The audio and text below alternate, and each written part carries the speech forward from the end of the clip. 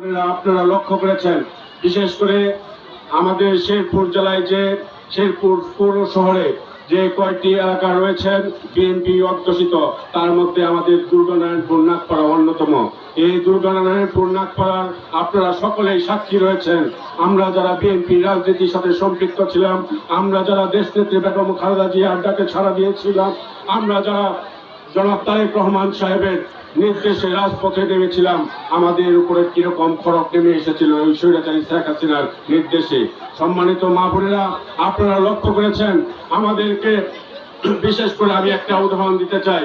আমার দুটি সন্তান রয়েছে, দুটি সন্তান যখন গর্ভাবস্থায় ভূমিষ্ঠ হয়েছে, এই পৃথিবীতে ভূমিষ্ঠ রয়েছে, আমার স্ত্রীর পাশে আমি দাঁড়াতে পারি নাই, আমার দুটি সন্তানের মুখ আমি দেখতে পারি নাই, যাতে একটা বাবার হিসেবে আর করুন কি হতে পারে। সম্মানিত নেতৃবৃন্দ, এরকম অনেক নেতাকর্মী রয়েছেন আমাদের এই নাগপাড়া শেরপুর শহরে, যে সকল নেতাকর্মীরা অধিকার রাখে আজকে 24শে আগস্টের গণ অভ্যুত্থানের পরে তাদের অধিকার, যে সংগঠনের জন্য তারা শ্রম দিয়েছেন, যে সংগঠনের জন্য তারা ত্যাগ স্বীকার করেছেন, সেই সংগঠনে তাদের নেতৃত্ব যেন বলিষ্ঠ নেতৃত্ব যেন প্রতিষ্ঠা হয়। কিন্তু দুঃখের বিষয়, এক দানবের পাল্লায় পড়ে, এক দানবের হাতে নেতৃত্ব যে এই শেরপুরের যত অত্যাচারিত নির্যাতিত ত্যাগী নেতা কর্মী রয়েছেন, আজকে তারা সকলেই বঞ্চিত।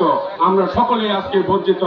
আজকে আপনারা যারা মা বোন রয়েছেন, আপনাদের কাছে বিচার দিতে চাই, যে নেতার জন্য আজকে ত্যাগী নেতা কর্মীরা অধিকার থেকে বঞ্চিত হয়েছে, যে নেতার জন্য আজকে শেরপুরের সাধারণ ব্যবসায়ীরা তাদের ব্যবসা সুসম্পন্নভাবে সুশৃঙ্খলভাবে পরিচালনা করতে পারছে না, যে নেতার জন্য আজকে যে আমাদের জনপ্রতিনিধিরা রয়েছেন তারা নিরাপদ না, যে নেতার জন্য আজকে ত্যাগী নেতা কর্মীদেরকে দূরছাই করে দলের অঙ্গন থেকে তার বাসা থেকে বের করে দেওয়া হয়, সেই সকল নেতা অথবা সেই নেতার পরিবারের কোন সন্তানের হাতে যদি আজকে দাঁড়ের শীষ তুলে দেওয়া হয়, এর চাইতে দুর্ভাগ্যজনক শেরপুরের আর কিছুই রবে না। সম্মানিত উপস্থিতি।